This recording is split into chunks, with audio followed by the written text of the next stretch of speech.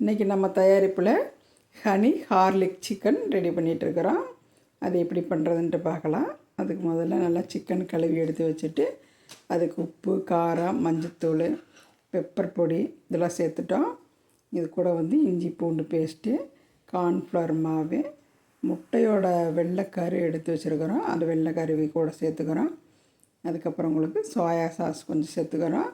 இதெல்லாம் சேர்த்து நல்லா மிக்ஸ் பண்ணி எடுத்து வச்சுட்டு ஒரு அரை மணி நேரம் ஊற வச்சிட்றோம். ஊற வச்சு எடுத்துகிட்டு உங்களுக்கு கார்ன்ஃப்ளவர் மாவில் எல்லா சிக்கனையும் துவட்டி எடுத்து வச்சுக்கிறோம்.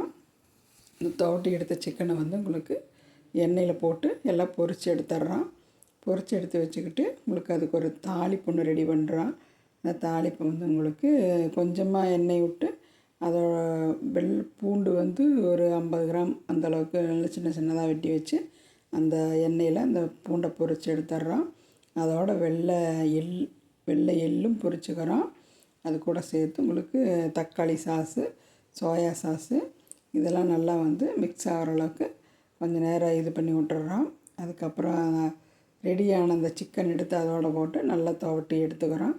துவட்டி எடுத்ததுக்கப்புறம் உங்களுக்கு கடைசியாக தேன் எடுத்து ஊற்றி இந்த தேனை நல்லா மிக்ஸ் பண்ணி எடுத்துக்கிறோம்.